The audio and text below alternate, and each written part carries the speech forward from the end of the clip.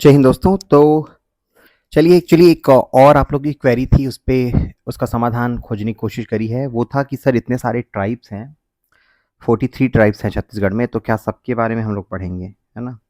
तो देखिए, सबके बारे में पढ़ना ना पढ़ना अलग बात है, लेकिन जिनसे क्वेश्चन पूछा जाता है वो तो पढ़ने ही पड़ेंगे, है ना? तो मैंने वही आंसर किया था एक ऑडियो में आप लोग को कि 43 हैं, ठीक है? तो नॉर्मली 30 के आसपास जो ट्राइब्स हैं उनके बारे में थोड़ी बहुत बुक में दिए हैं, है ना? और उसके अलावा जो है, अगर हम लोग और कंसाइज़ करें तो हमें शायद 20 से 22 जो हैं उसके बारे में ज़्यादा डिटेल में पढ़ना है, जिनके बारे में बहुत सारे फैक्ट हैं। देखिए होता क्या है ना, ट्राइब्स तो सारे ही हैं 43, है ना? लेकिन रिसर्च का लेवल अलग-अलग होता है। बहुत सारे ट्राइब्स के बारे में हमें पर्याप्त जानकारी प्राप्त है, बहुत सारे ट्राइब्स के बारे में अभी भी रिसर्च चल रहा है ना? तो जैसे-जैसे रिसर्च का आउटकम निकलते जा रहा है, जैसे-जैसे उनकी संस्कृति को समझते जा रहे हैं, जैसे-जैसे आपके एंथ्रोपोलॉजिकल रिसर्च हो रहे हैं, तो और डिटेल आ रहे हैं उनके बारे में। इसीलिए आपको जो नए-नए टर्म्स दिखते हैं ना, वो उसका कारण वही है कि रिसर्च कंटिन्यूअसली जारी है और जैसे-जैसे नए रिसर्च पेपर आ रहे हैं, नए-नए क्वेश्चन बन रहे हैं, ठीक है? नेवरदलेस तो मेरा भी अटेम्प्ट क्या है, हम लोग क्या करते हैं, ये जो 20-22 ट्राइब है ना, उसको एक-एक सीरीज़ में आप लोग को मैं समझा दूँगा, ठीक है? उनके जो मुख्य कस्टम है, स्पेशली किससे पूछा जा रहा है, ट्राइब से। आपको उनकी जो संस्कृति है, उनसे पूछा जा रहा है ना? क्योंकि देखिए मैं खुद अभी ट्राइबल डिपार्टमेंट में हूँ और काफ़ी रिच कल्चर है ना? Being in tribal department in Chhattisgarh, आपके पास काफ़ी अपॉर्च्युनिटी होती है, आप काफ़ी कुछ डेवलप कर सकते हैं, है ना? क्योंकि 30% तो आपका ट्राइबल पॉपुलेशन है, तो काफ़ी मेजर चंक ऑफ पॉपुलेशन जो है ट्राइबल है छत्तीसगढ़ में। इसीलिए हमें उनके कल्चर के बारे में, उनकी संस्कृति के बारे में समझना भी उतना ही आवश्यक है ना? कल के दिन आप प्रशासन में आएँगे, अगर आप ट्राइबल क्या बोलते हैं, कल्चर के बारे में नहीं जानेंगे, तो प्रॉब्ली आप उनसे कनेक्ट नहीं कर पाओगे, है ना? इसीलिए शायद यही पर्पस होगा, मेरा मानना है कि सिलेबस में इनको ऐड किया गया है कि आप कल के दिन अधिकारी बनते हैं, तो आप उनके एरिया में जाके, मतलब देखिए बहुत सारा तो मॉडर्नाइज़ हो गया है, तो कल्चर काफ़ी ज़्यादा एसिमिलेट हो गया है, मतलब मॉडर्नाइज़ हो गया है। लेकिन फिर भी जो आपके इंटीरियर एरिया है, नारायणपुर, बीजापुर, सुकमा, वहाँ पे अभी भी ट्राइबल कल्चर ज़्यादा डोमिनेट करता है, ठीक है? तो एनीवेज़ चलिए, भूमिका ज़्यादा बाँधने के बजाय मैं क्या सोच रहा था कि आपको एक-एक ट्राइब का हम लोग डिस्कस करते रहते हैं, 20-22 ट्राइब हैं। इससे आपको थोड़ी-सी अंडरस्टैंडिंग आ जाएगी और जब आपको क्वेश्चन करेंगे उसका, तो आपको ईज़ी जाएगा अटेम्प्ट करने में, ठीक है? ये उनके लिए भी फ़ायदेमंद है जो बिल्कुल भी इस टॉपिक को टच नहीं किए हैं, ठीक है? दूसरा चीज़ जो मुझे बोलना था, आप लोगों के द्वारा बहुत सारे जो इनिशिएटिव हैं उनको काफ़ी ज़्यादा पसंद किया जाता है और बहुत सारे जो इनिशिएटिव है उतना ज़्यादा व्यूज़ नहीं मिलते, बट दैट्स ओके। मैं बस इतना कहना चाह रहा हूँ कि आप यकीन मानिए कि जितने भी इनिशिएटिव मैं आप लोग के लिए ला रहा हूँ, सभी आपको आपके एग्ज़ाम की तरफ ज़्यादा नज़दीक लेके जाएँगे, है ना? आपकी तैयारी को उतना ही ज़्यादा मजबूत करेंगे। कोई भी ऐसा इनिशिएटिव नहीं, मतलब मेरा पर्पस रहता है जो आपका टाइम वेस्ट करे, ठीक है? तो ये मेरा अटेम्प्ट है कि अपने साइड से जितनी मेरी अंडरस्टैंडिंग है इस परीक्षा के बारे में, आपको ट्रांसफ़र करूँ, इससे पहले कि मैं उन सब चीज़ों को भूल जाऊँ जो मैंने पढ़ा है, ठीक है? तो चलिए, ये अब एक प्रश्न आएगा कि सर ये क्या सोर्स है? तो मैंने बताया था ये राकेश यादव जी की बुक है, वो मैंने यूज़ करा है, ठीक है? तो आप चाहें तो खरीद सकते हैं, चूँकि उनका ही कंटेंट यूज़ कर रहा हूँ, तो मुझे थोड़ा उनका प्रमोशन करना भी बनता है ना? तो मुझे ठीक लगी बुक और किसी ने मुझे रिकमेंड किया था, तो मैं आपको रिकमेंड कर रहा हूँ। बट एनीवेज़ चलिए पढ़ते हैं अपन। तो सबसे पहले ट्राइबल जनजाति के बारे में हम लोग पढ़ रहे हैं आज। पहला ट्राइब, ठीक है? ये छत्तीसगढ़ की सबसे बड़ी जनजाति है, जिसका 56% पॉपुलेशन छत्तीसगढ़ में है, ठीक है? और इसमें हम लोग क्या पढ़ेंगे? उनका थोड़ा परिचय, उनका ऐतिहासिक उत्पत्ति क्या है, उनका भौगोलिक वितरण कहाँ-कहाँ पे डिस्ट्रीब्यूटेड है और रहन-सहन वाली संस्कृति, अर्थव्यवस्था क्या है, सामाजिक संरचना क्या है, विवाह पद्धति क्या है और राजनीतिक संगठन क्या है। फ़ोटोज़ पे ज़्यादा मत जाइएगा बिकॉज़ अल्टीमेटली प्रेज़ेंटेशन है, तो कैसे अट्रैक्टिव बनाया जाए उस पे फ़ोकस है, not the actual photos, otherwise time taking बहुत ज़्यादा हो जाता। धर्म और संस्कृति के बारे में पढ़ेंगे और उनकी जो लोक कला है उसके बारे में, ठीक है? तो चलिए, मैं इसमें आप लोगों से थोड़ा लिबर्टी चाहूँगा कि अगर मान लो कहीं पे भी आपको लगता है कि यहाँ पे मेरे को कन्फ्यूजन है, तो you can raise the question because ultimately I am following the book, है ना? तो हो सकता है कि बुक्स में काफ़ी थोड़ी क्या बोलते हैं, डिस्प्यूट हो। तो ये कुछ विषय वस्तु हैं, क्विकली हम लोग स्टार्ट करते हैं। तो गोंड जाति का क्या है, गोंड जनजाति को कोयतुर या फिर कोयतोर या फिर कोयतुर भी बोलते हैं, जिसका अर्थ क्या होता है, पर्वतवासी, है ना। ये लोग पर्वत में निवास करते थे, इसीलिए इनको कोयतुर कहा जाता है और यही गोंड जनजाति है। ये सबसे बड़ी जनजाति है छत्तीसगढ़ की और राज्य की कुल आबादी का 56%, जनजातीय आबादी का, नॉट छत्तीसगढ़ की आबादी का, जनजातीय आबादी का 56% गोंड है ना। और गोंड जो है एक तेलुगु शब्द है, जो गोंड नाम तेलुगु शब्द कोण से लिया गया है, जिसका अर्थ होता है पर्वत। अगेन वही चीज है ना, कोयतुर मतलब ही पर्वतवासी होता है और कोण मतलब ही पर्वत होता है। तो ये सब चीजें पूछी जा सकती हैं, तो आप याद रखेंगे कि ओरिजिन कैसे हुआ है। ये मुख्य रूप से छत्तीसगढ़ के बस्तर में निवास करते हैं, बाकी एरिया में भी डिस्ट्रीब्यूटेड हैं, बट मोस्टली जो कॉन्सेंट्रेशन है आपके बस्तर में मिलता है। वे द्रविड़ भाषा परिवार से संबंधित हैं। गोंडी बोली, जिसको कोया बोलते हैं, जो तेलुगु भाषा से प्रभावित है। गोंडी छत्तीसगढ़ में सबसे अधिक बोली जाने वाली जनजातीय बोली है, ठीक है। और उसके बाद अगेन यही सब चीज़ें जो रिपीट हुआ है कि ऐतिहासिक उत्पत्ति क्या है। गोंड जनजाति की उत्पत्ति के संबंध में कोई ऐतिहासिक अभिलेख तो उपलब्ध नहीं है, लेकिन गोंड शब्द का जो कोड से कहा जाता है ना, कि पर्वत में निवास करते थे, इसलिए इनको गोंड कहा जाता है, ठीक है। गोंडों का मध्य प्रदेश के गोंडवाना क्षेत्रों में अपना शासन और प्रभुत्व था। और जो आपने सुना है रानी दुर्गावती के बारे में, हम लोग जो हिस्ट्री पढ़े थे वहाँ पढ़े थे, तो वीरांगना रानी दुर्गावती इस जनजाति की एक कुशल महिला शासक थी, ठीक है। तो ये क्वेश्चन अगर आता है, जैसे आप देखे होंगे वीर नारायण के बारे में पूछा जाता है ना, बिंझवार जनजाति से, तो वैसे ही आपके पूछा जा सकता है कि रानी दुर्गावती किस जनजाति से बिलोंग करती थी। अब आते हैं ऐतिहासिक उत्पत्ति, ये तो हो चुका है, कुछ रिपीट हो गया इसमें, ठीक है। अब आते हैं बस्तर के गोंड के अनुसार उत्पत्ति क्या है इनका। तो पहला तो ये था कि बूढ़ा देव की परीक्षा, मतलब जो शंकर भगवान थे, उन्होंने मनुष्य के रूप में जन्म लिया और सभी मानवों की परीक्षा ली, ठीक है। और उन्होंने पूछा मनुष्यों से, कि बूढ़ा देव ने कहा कि जो भूमि की सेवा करेगा, जीव जंतु खाएगा और धरती की सेवा पाठ करेगा, वह भूमियार या कोयतोर कहलाएगा। तो ये विशेषताएं गोंड जनजाति के लोगों में पाई जाती थी। अन्य जाति के लोग गोंड जनजाति के लोगों को कोयतुर शब्द से संबोधित करते हैं। तो वही चीज़ था, मतलब एक जानते तो जनश्रुति है। तो बस्तर की गोंड जनजाति की मान्यता अनुसार बूढ़ा देव को ही महादेव बोलते हैं, ने मनुष्य रूप में जन्म लिया था और उसने मनुष्यों की परीक्षा ली थी। और परीक्षा लेने के बाद क्या कहा था कि जो मनुष्य भूमि की सेवा करेगा, जीव जंतु खाएगा, धरती की पूजा पाठ करेगा, वही कोयतुर या भूमियार कहलाएगा, ठीक है। तो वहीं से इनकी उत्पत्ति मानी जाती है। पूर्व में बस्तर जैसे क्षेत्रों में गोंड शब्द का प्रयोग बहुत कम होता था, परंतु अब बहुत प्रचलित भी हो गया है। अब इनका जो जियोग्राफिकल वितरण है, ठीक है, फोटोज कई बार अच्छे से नहीं आते हैं, तो एनीवेज आपको पता ही है बस्तर क्षेत्र में है ना, बस्तर क्षेत्र में आपके हैं। तो बस्तर क्षेत्र में इनका कॉन्सेंट्रेशन है। बस्तर संभाग है, वन क्षेत्र जहाँ जो फैले हैं, पहाड़ी इलाकों में पाए जाते हैं और नदियों और जल स्रोतों के आसपास मैदानी क्षेत्र में भी इनका विस्तार है। तो ये तो हो गया आपका। यह जनजाति छत्तीसगढ़ राज्य के विभिन्न जिलों में, जिसमें उत्तरी, मध्य और दक्षिणी आदिवासी क्षेत्र शामिल है, विस्तृत रूप से फैली हुई है, ठीक है। और यहाँ पे एक्चुअली ये चीज़ हमने डिस्कस किया था कि राज्य की सबसे बड़ी, मतलब पॉपुलेशन वाइज प्रथम है और देश में दूसरी सबसे बड़ी जनजाति है ना, भील के बाद।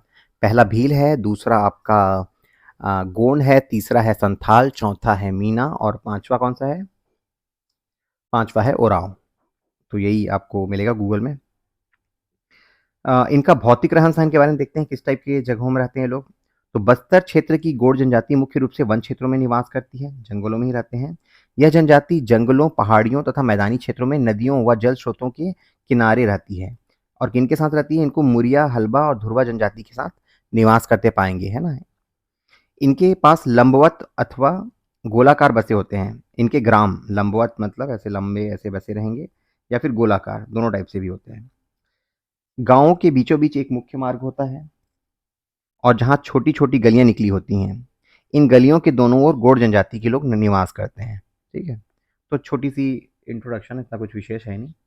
एक लंबी गली निकली है, उसके सामने पतली पतली गली निकली है, दोनों साइड ये लोग रहते हैं बोल रहे हैं, ठीक है। अब कुछ विशेष जो पूछा जाता है उसको देख लेते हैं। बट आप लोग अगर छत्तीसगढ़ मतलब ग्रामीण परिवेश से होंगे तो ये सब सुने होंगे। जैसे घर में जो उनके बैठक का स्थान रहता है ना, उसको क्या बोलते हैं ये लोग? पर्ची बोलते हैं, है ना? आपकी छत्तीसगढ़ी लैंग्वेज का भी थोड़ा रिवीजन हो रहा है। तो जो बरामदा होता है उसको बोलते हैं पर्ची। घर छोटे-छोटे झोपड़ी-नुमा मिट्टी के बने होते हैं। मकान की छत घास-फूस व देसी खपरेल की बनी होती है और विभिन्न भाग होते हैं उनके आवास के। तो पहला होता है बरामदा, जिसको पर्ची बोलते हैं। रसोई घर को रंधनी खोली बोलते हैं, ठीक है? ये तो गाँव में अभी भी चलता है, हमारे यहाँ भी रंधनी खोली ही बोलते हैं उसे। और जहाँ पे पूर्वज देव का निवास स्थान होता है उसको बोलते हैं माई घर या फिर देवघरा।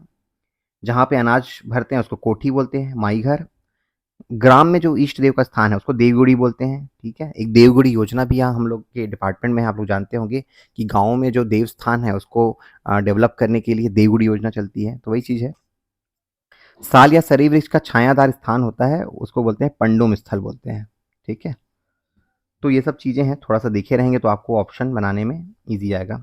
आभूषण के बारे में कोई विशेष नहीं है, इनका मुख्य आभूषण जैसे आप जानते हो ट्राइब्स में गोदना या टैटू जो है वो उनका प्रिय आभूषण होता है। महिलाएँ अपने हाथों, पैरों और चेहरे पर गोदना करवाती हैं। महिलाएँ पैरपट्टी, करधन, चूड़ियाँ, है ना? ऐंठी, कंगना सभी टाइप के जो आभूषण हैं ये लोग पहनती हैं, जो आप पढ़ते हैं छत्तीसगढ़ी में। और अधिकांश आभूषण नकली चाँदी या गिलट के होते हैं, ठीक है? और क्या-क्या आभूषण है ये तो हमने डिस्कस कर ही लिया। उसके बाद है खान-पान, तो खान-पान में इनका क्या है? वही चावल, कोदो, कुटकी क्योंकि बस्तर एरिया में कोदो, कुटकी ही ज़्यादा पाया जाता है। भात बासी, उड़द, मूँग, कुल्थी, तिवड़ा की दाल, जंगल के कंद-मूल ये सब इनके आहार हैं। मांसाहारी भी हैं, तो ये सब मांसाहार करते हैं और महुआ से स्वनिर्मित शराब पीते हैं, ठीक है? तो ये इनका खान-पान है। इनका इकोनॉमिक लाइफ पढ़ते हैं क्योंकि इनसे पूछा जाता है प्रश्न किस टाइप की अर्थव्यवस्था है इनका। तो गोंड जनजाति की अर्थव्यवस्था मिश्रित प्रकार की है। तो किस टाइप से मिश्रित है कि इनका मुख्य व्यवसाय खेती के अलावा क्या है? शिकार करना है और आदिम खेती मतलब ट्रेडिशनल टाइप से खेती करते हैं, मॉडर्न नहीं है इनका। स्थानांतरित खेती करते हैं, स्लैश एंड बर्न टाइप का, है ना? मतलब एक जगह नहीं रहते, जगह बदल-बदल के। जैसे ही वहाँ पे फसल हो जाता है, उसके बाद जो कचरे होते हैं उसको जला देते हैं और दूसरी जगह शिफ्ट हो जाते हैं। स्थानांतरित कृषि है, किंतु वर्तमान में गोंड प्रायः स्थायी कृषि करने लग गए हैं, ठीक है? जैसे मैंने आपको बताया कि ट्राइब्स में भी मॉडर्नाइज़ेशन का इम्पैक्ट दिखता है और मोस्ट ऑफ द जो पुरानी संस्कृति थी, उस पे मॉडर्नाइज़ेशन का टच आ गया है, तो ये लोग भी स्थायी खेती करते हैं। तो इनकी अर्थव्यवस्था में कृषि का मुख्य आधार है। तो अधिकांश गोंड परिवार भूमि धारक हैं तथा कृषि हेतु मानसूनी वर्षा पर निर्भर करते हैं। इनकी कृषि भूमि अधिकतर मरहान और टिकरा भूमि पे होती है। बस्तर का जो आपने पढ़ा है ना, आपने पढ़ा होगा माटी माँग करके मरखान, टिकरा, है ना? और ये सब जो मिट्टी हैं वहाँ पाई जाती हैं और इनके अनाज क्या हैं? कोदो, कुटकी, कुल्थी जो ऊपर में पढ़े वही चीज़ है इनका। शिकार शिकार में एक वर्ड आता है पारद, है ना? तो जो नए एस्पिरेंट हैं वो लोग नहीं समझ पाएँगे पारद का मतलब क्या होता है? तो पारद शिकार को ही बोलते हैं। परंपरागत रूप से शिकार फसल काटने से लेकर गर्मी तक किया जाता है। गर्मियों में पारद नामक सामूहिक शिकार की परंपरा है। तो क्वेश्चन एक बार आया था सीजीपीएससी में पारद का संबंध किससे है? तो पारद का संबंध शिकार से है, ठीक है? वनोपज संग्रह भी करते हैं ये लोग, महुआ, फूल, तेंदूपत्ता आदि का, है ना? और स्थानीय हाट बाजार में बेचते हैं। पशुपालन है एक और इनका जो वो है अर्थव्यवस्था। तो अगर पूछा जाता है तो आप लिख सकते हैं। देखिए वैसे मैं अगर आपको पहले बता दूँ ना गोंड बहुत ज़्यादा पॉपुलर है तो उसको नहीं पूछा जाता। ये लोग थोड़े जो 5 आपके ट्राइब है ना, जो पीवीटीजी हैं, अति पिछड़े हैं, उनके बारे में क्वेश्चन बनता है। बट चूँकि सिलेबस कंप्लीट करना है तो आपको सबके बारे में जानकारी होनी चाहिए और इसको पढ़ते हुए भी आप बहुत सारे क्वेश्चन का आंसर देखोगे, मिल जाएगा। मैं आगे बताता हूँ। गोंड जनजाति की इनकी सामाजिक संरचना क्या है? पितृवंशी है, ठीक है?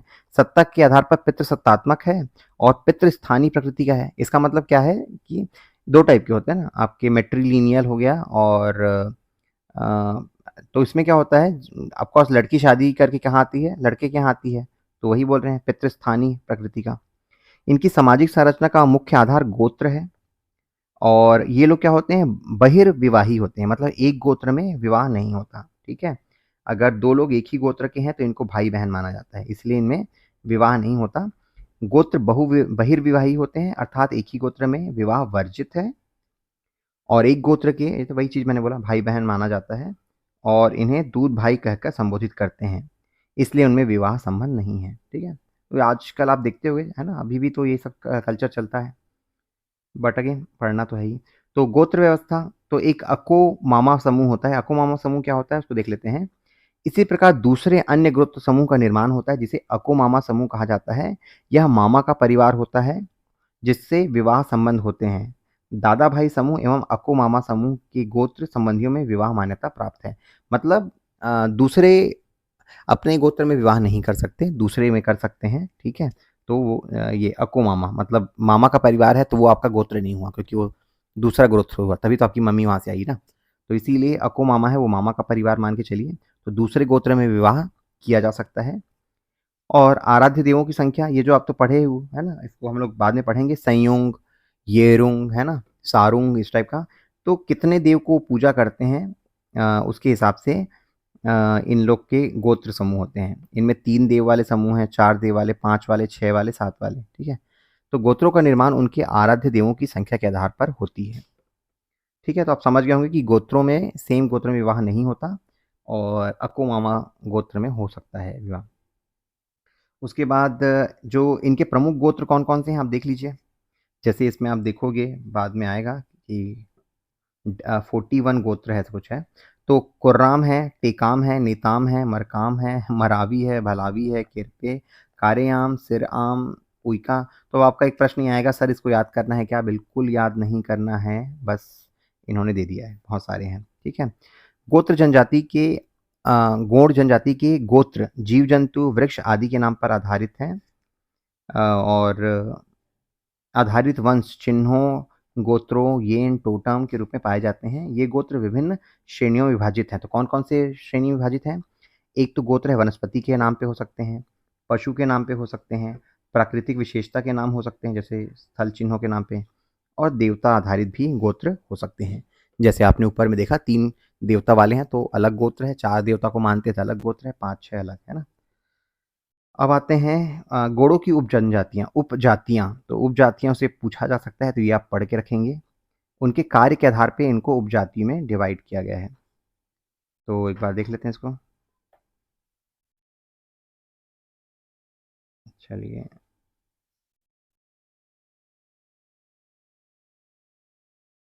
सॉरी। तो पहला कौन-सा है? राजगोड़। ये लोग कौन हैं? जमींदार आदि कार्य करने वाले लोग हैं, उनको राजगोड़ बोलते हैं। कृषि और उनके सहायक कार्य करने वाले को धरगोड़ बोलते हैं। मांस मदिरा से परहेज करने वाले को रैठी बोलते हैं। लोहा गलाने वाले को आप जानते हैं अगरिया बोलते हैं। कोयला भूता किसको बोलते हैं? नाचने गाने वालों को। तंत्र मंत्र शिकार और गोदना हस्तशिल्पी को बोला जाता है ओझा, ठीक है? तो ये आप याद रखेंगे, कई बार पूछा जा सकता है कि रैठी मतलब किसकी उपजाति है या फिर अगरिया किसकी उपजाति है? तो गोंड की ही है। और कौन से आते हैं? कंदरा है, कलंगा जो बांस हस्तशिल्पियों से बर्तन बनाते हैं। भीमा कौन है? गायक हैं। धुलिया या नागरची कौन है? जो वाद्य यंत्र बजाते हैं। खैरवार जो है वो कत्था निकालते हैं, है ना? सरगुजा साइड में पाया जाता है। तो ये कुछ उपजातियां हैं गोंड की जो आपको याद रखनी है। इसमें और कुछ समझने लायक तो नहीं है। कार्य के हिसाब से उन्होंने डिवाइड किया है। विवाह का पद्धति, तो गोंड जनजाति में विवाह एक महत्वपूर्ण संस्था है जो परिवार और गोत्र की निरंतरता सुनिश्चित करती है। यह न केवल दो व्यक्तियों का मिलन है बल्कि दो परिवारों और समुदायों का भी जुड़ाव है। पूरा परिवार मिलता है ना? दो कम्युनिटी मिलती है तो एक व्यापक तौर पे दो गुटों में संबंध बनता है। गौड़ विवाह परंपराएं अपनी विशिष्ट रीति रिवाज और अनुष्ठानों के लिए भी जानी जाती है। तो किस टाइप की गौड़ पद्धति है, विवाह पद्धति, उसको याद रखिएगा। ये ज़रूरी नहीं है कि गोड़ के नाम से आएगा, ये कहीं भी आ सकता है, सही जोड़ी मिलाऊँ तो आते ही रहता है। तो जो नए एस्पिरेंट हैं उनको ये काम आएगा, ठीक है? और आप देखेंगे कि ये जो मैरिज का सिस्टम है ना, वो बहुत बार सिमिलर रहेगा, है ना? क्योंकि ट्राइब्स हैं, थोड़े बहुत रीजनल वेरिएशन रहेंगे, हम लोग पढ़ेंगे जैसे कि किसी में ट्राइब में गोलक विवाह बोला जाता है ना? और अलग-अलग नाम हैं, मगर जो मेजर टाइप है वो पढ़ लीजिएगा क्योंकि मेंस में भी वो आपको काम आएगा। तो गौड़ जनजाति में विवाह के दौरान वधु मूल्य देने का प्रथा प्रचलित है जिसको बोलते हैं ब्राइड प्राइस, ठीक है? आप एक ना वर्ड सुनोगे सुख देना करके, ये भी एक टाइप का ब्राइड प्राइस ही है। तो एक वर्ड है सुख देना, उसको याद रखिएगा। जब हम लोग बिरहोर पढ़ेंगे शायद वहाँ पे आएगा वो। गौड़ जनजाति में प्रचलित जो विवाह बताता हूँ आपको कौन-कौन से हैं। वर मूल्य क्या होता है वधू मूल्य क्या होता है? वधू मूल्य वर पक्ष द्वारा वधू को चावल, गुड़, श्रृंगार सामान, नारियल और नगद राशि के रूप में दिया जाता है। ठीक है? टाइप ऑफ विवाह पद्धति देख लेते हैं। तो पहला तो एक होता है दूध लौटावा। तो दूध लौटावा क्या होता है? जब ममेरे फुफेरे भाई-बहनों के मध्य विवाह संपन्न होता है। आपको पता ही है, ये तो होता है ट्राइब्स में, है ना? कि जो मदर साइड है वहाँ पे शादियाँ हो सकती हैं, लेकिन सेम गोत्र में नहीं होगा। तो ये जो होता है ममेरे फुफेरे भाई-बहनों के साथ, उसको बोलते हैं दूध लौटावा। क्रय विवाह किसको बोलते हैं? जो मैंने ऊपर में बताया कि जनजातियों में विवाह के समय वधू मूल्य चुकाने की परंपरा है। वधू मूल्य में सेम चीज़ वही चावल, गुड़, तेल, श्रृंगार के सामान दिए जाते हैं। यह वर पक्ष द्वारा वधू को दिया जाता है। तो ये कहलाता है कर विवाह, ठीक है? जिसको परचेज़ मैरिज क्या बोलते हैं इसको? Purchase marriage. और सेवा विवाह सर्विस मैरिज क्या बोलते हैं? उसको बोलते हैं लमनाई विवाह। लड़का वधू धन या वधू मूल्य देने में असमर्थ होने पर क्या करता है? ससुराल में सेवक बन जाता है ना? वहाँ पे काम करता है। आपने वो मालामाल वीकली देखी होगी जिसमें रितेश देशमुख काम करते रहता है ना? वैसी कुछ है। लड़का अपने व्यवहार से सभी का मन जीतने का प्रयास करता है। लड़के का लम सेना जाना कहते हैं, ठीक है? तो अगर उसको वधू मूल्य देने के लिए पैसे नहीं हैं, तो वो क्या करता है अपने जो लड़की के यहाँ काम करता है, ठीक है? और वहाँ के लोगों को खुश करने का प्रयास करता है। अपहरण विवाह क्या है? इसका अन्य नाम पायसूतुर विवाह भी है, ये याद रखिएगा। पायसूतुर किसको बोलते हैं? क्वेश्चन आता है। तो बलात् अपहरण कर जोर जबरदस्ती से विवाह किया गया जाता है। लड़के द्वारा लड़की का अपहरण कर विवाह किया जाता है, उसको बोलते हैं अपहरण विवाह या फिर पायसूतुर। और आप इसके साथ किसको कंफ्यूज होंगे? अरऊतो को, है ना? अरऊतो और पायसूतुर में मैं अक्सर मिक्सअप कर जाया करता था। तो अरऊतो जो है वो विधवा विवाह है, ठीक है? जिसको चूरी पहनाई भी बोलते हैं, पुनर्विवाह भी कहते हैं। पति के मृत्यु होने के बाद स्त्री अपने पति के छोटे भाई देवर या विवाह के साथ विवाह करती है। पत्नी की मृत्यु के बाद पत्नी की बहन अर्थात साली के साथ भी विवाह किया जाता है। एक टाइप का ये है, आप लेविरेट या फिर क्या बोलते हैं सोरोरेट जो पढ़ते हैं वो हम लोग पढ़ेंगे जब मैं व्यापक तौर पे types of marriage in tribes पढ़ाऊंगा, है ना? अभी हम लोग कुछ विशेष शादी के टाइप पढ़ रहे हैं जो गोंड में प्रचलित है। इसमें क्या है, अपहरण विवाह में जाति भोज भी कराया जाता है, ये मैं भूल गया था। विनिमय विवाह क्या होता है? विनिमय विवाह मतलब कुछ गुरावट को ही बोलते हैं। छत्तीसगढ़िया लोग समझ गए होंगे, लेकिन जिनको समझ नहीं आ रहा उनको मैं बता दूं। मान लो ये भाई है, ब्रदर, और ये है आपका सिस्टर, और ये पहली एक फैमिली हो गई। दूसरी फैमिली का ये हो गया सिस्टर और ये हो गया ब्रदर, ठीक है? तो इसकी ब्रदर इसके साथ शादी कर ली, इसकी सिस्टर इसके साथ, तो उसको बोलते हैं गुरावट विवाह। अदला-बदली विवाह, यदि 2 परिवार बिना वधू मूल्य चुकाए आपस में भाई-बहनों को आदान-प्रदान अदला-बदली कर लेते हैं, तो विवाह विनिमय विवाह कहलाता है, ठीक है? पहले तो बहुत होता था, अब थोड़े बहुत मॉडर्नाइज़ हो गए, तो नहीं होते, झगड़े हो जाते हैं, बोलते हैं। एनीवेज़, नेक्स्ट आते हैं प्रचलित विवाह पद्धति और कौन-कौन से? हठ विवाह है, हठ, ठीक है? इसमें क्या करते हैं? घुसपैठ विवाह। जब स्त्री अपने पसंद के प्रेमी के यहाँ घुस जाती है, उसके घर में जाकर बैठ जाती है और डराने-धमकाने पर भी नहीं मानती, ठीक है? तो सामान्यतः ऐसे केस में क्या होता है, लड़के-लड़की का विवाह करा दिया जाता है। लड़की जो है लड़के को पसंद करती है और उसके घर में जाके घुस जाती है। सहपलायन क्या होता है? दोनों घर से भाग जाते हैं। फिर क्या होता है? माता-पिता उनको बुलाते हैं वापस और दोनों का विवाह करवाते हैं, तो उसको बोलते हैं सहपलायन। भगेली विवाह क्या होता है? लड़की लड़के के साथ चली जाती है, ठीक है? तो मतलब लड़की के घर ही चली जाती है बोल दो। तो थोड़ा-सा अलग है बट ठीक है।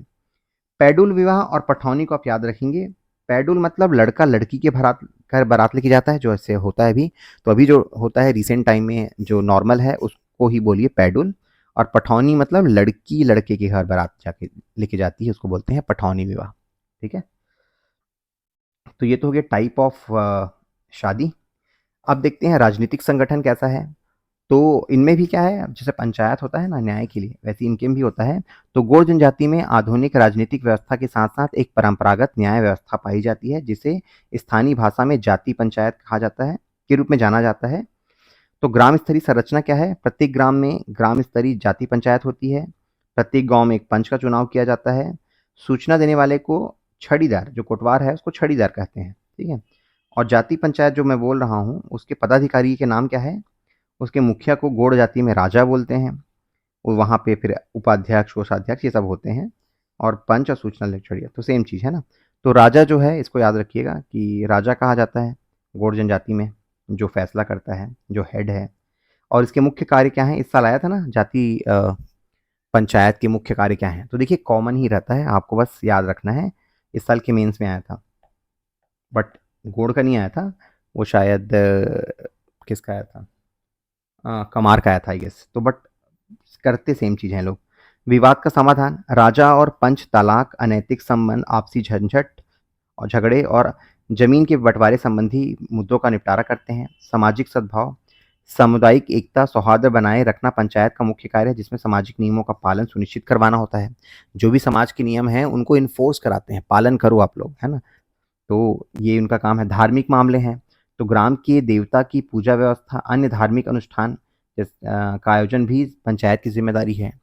जैसे आप देखते हो कि गाँव में जो दुर्गा बैठाते हैं, तो वैसे ही ये लोग भी अपने क्षेत्र में जो भी धार्मिक अनुष्ठान करना है, पूजा-वूजा करना है, उसकी ज़िम्मेदारी इनकी ही है। और दंड व्यवस्था, अपराधियों को आर्थिक जुर्माना और सामाजिक भोज के रूप में दंड दिया जाता है। समाज से बहिष्कृत किया जाता है, अगर कोई पंचायत के फैसले को नहीं मानता, ठीक है? उसके बाद धर्म और संस्कृति। एक क्या चीज़ है? अच्छा, 2 सेकंड। तो अब देखते हैं इनका धर्म और संस्कृति में क्या-क्या कुछ फैक्ट हैं। गोंड जनजाति प्रकृति पूजक तथा आत्मावादी होती है। देवी-देवताओं का वास ग्राम की सीमा या मुख्य आवास के कक्ष में माना जाता है। जिसको क्या बोलते हैं? जो घर में एक कक्ष है, आवास है, उसको मुदियाल, देवघरा या फिर डूमाघर। डूमाघर मतलब क्या हुआ? डूमा मतलब क्या होता है? पितृदेव को बोलते हैं, ठीक है? तो पितृदेव को बोलते हैं डूमादेव।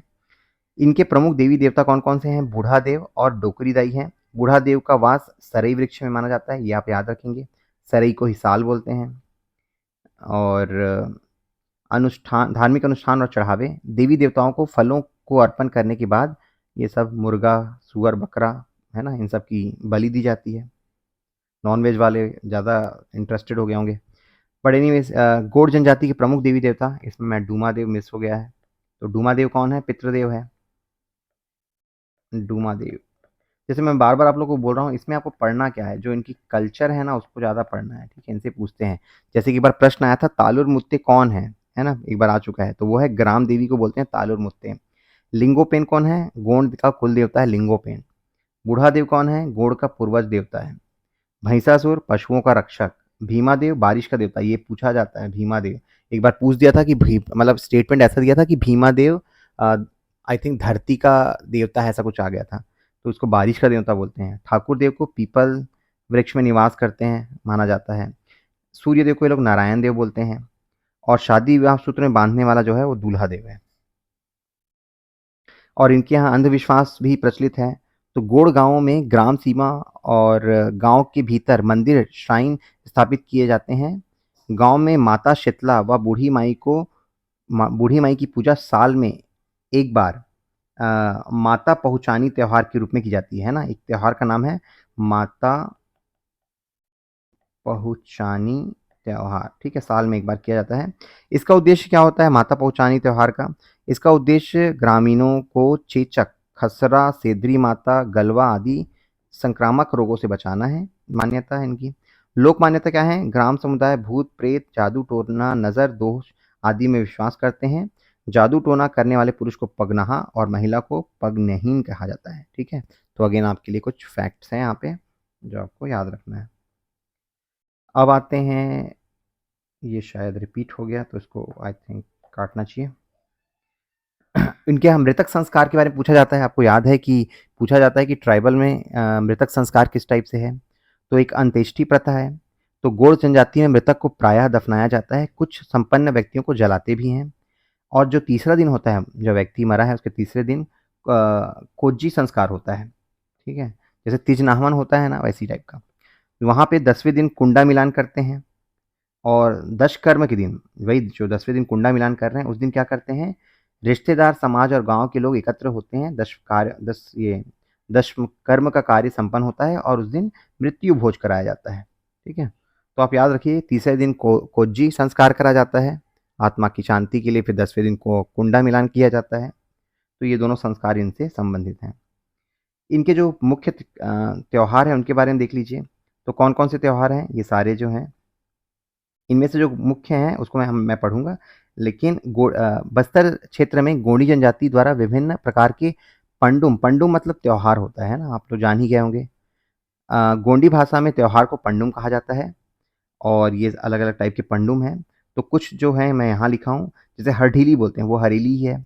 बकपंथी है, जादू टोना से पशुओं की रक्षा करने के लिए बकपंथी त्योहार मनाते हैं, जो कि आषाढ़ की पूर्णिमा में मनाया जाता है। बिदरी त्योहार है, वो भी आषाढ़ माह में मनाते हैं, जिसमें धरती, बादल और बीज की पूजा की जाती है, खेती करने से पहले। माटी त्योहार और विज्जा पंडुम दोनों एक ही है। तो बीज से याद करना, बिज्जा मतलब है ना उस टाइप का। तो विज्जा पंडुम बोलते हैं किसको, इसके अलग नाम है बीज पुटनी, और माटी तिहार को ही बोलते हैं विज्जा पंडुम। इस दिन भूदेवी की पूजा की जाती है और ये बस्तर का प्रथम त्योहार माना जाता है। कौन सा? माटी तिहार। ठीक है। नवाखाई तो सबसे बड़ा त्योहार, प्रसिद्ध त्योहार है। बाकी जो पंडुम है उनके बारे में हम लोग यहाँ पढ़ेंगे। तो काड़े पंडुम मतलब क्या होता है, ये माघ माह में मनाया जाता है और इस त्योहार को मनाने से पूर्व वन में लकड़ियाँ काटना निषेध है। और पंडुम अथवा फसल त्योहारों का आरंभ माघ माह में कड़े पंडुम से होता है। ठीक है। फसल त्योहारों का जो प्रारंभ है वो कड़े पंडुम से होता है। जाता पंडुम, जिसको पुपुल साड़ भी बोलते हैं, इसमें क्या होता है, जाता पंडुम उड़द, मूंग, सेम अन्य दालों का प्रथम आहार प्रारंभ करने का त्योहार है। इस त्योहार में देवी देवताओं तथा भूदेवी की पूजा की जाती है, मतलब दालों का त्योहार है मान लो उसको, है ना। भीमुल पंडुम क्या है, यह त्योहार मध्य फरवरी में मनाया जाता है। भीमुल वर्षा के, वही जो भीमा देव है ना उसी की बात कर रहा है, भीमुल बोल दिए। भीमुल वर्षा के देवता है, अच्छी वर्षा के लिए इसको भीमा पंडुम भी बोल सकते हैं। अच्छी वर्षा प्रदान करने के लिए इनकी पूजा की जाती है। ठीक है। तो क्या पढ़ लिए, कड़े, जाता और भीमुल। फिर थोड़े और पंडुम है। इरपू, इरपू को ना आप महुआ से जोड़ेंगे। ठीक है। महुआ के प्रथम आहार का त्योहार है, मतलब इस पर्व के पहले महुआ का संग्रह और उपभोग वर्जित है। जैसे ऊपर में हमने दाल का पढ़ा ना, तो दाल वाला कौन सा था, जाता, और इरपू का कौन सा है, महुआ। यह भीमुल पंडुम के ठीक बाद आता है। इसे वर्ष का प्रथम फसल पर्व भी कहा जाता है। उराट पंडुम क्या है, उराट पंडुम मतलब ये अ, महुआ का फूल एकत्र करने के लिए जंगल जाने से पहले मनाया जाता है। ठीक है, उराट पंडुम। मरका पंडुम, मरका को आप आम से याद रखिएगा, आम में भी माँ है, मरका में भी माँ है। यह आम के प्रथम आहार का त्योहार है, मतलब इसके पहले आम नहीं खाते। मार्च माह में इसका उपयोग आयोजन होता है। आम वृक्षों पर केरियां दिखाई देने के बाद मनाया जाता है। इरपू पंडुम के कुछ दिनों बाद मरका पंडुम मनाया जाता है। ठीक है, तो ये सब चीज़ें हैं। और बाकी कुछ नृत्य हैं जिसके बारे में पढ़ लीजिए। तो मुझे सबसे ज़्यादा जो इम्पोर्टेंट लग रहा है वो है रीना नृत्य। गोंड जनजाति में रीना नृत्य दिवाली पर मनाया जाता है। आप याद रखेंगे, रीना दिवाली मनाया जाता है और केवल स्त्रियों द्वारा किया जाता है। ठीक है। सुआ के बारे में आप जानते हैं, तो कुछ ज़्यादा कुछ करने की ज़रूरत नहीं है। गौरा स्थापना के साथ ही सुआ नृत्य आरंभ होता है। यह नृत्य केवल स्त्रियों द्वारा किया जाता है। नृत्य के साथ सुआ गीत भी गाया जाता है। आप दिवाली के टाइम मनाते हो ना, तरी हरी नाना, वही वाला है।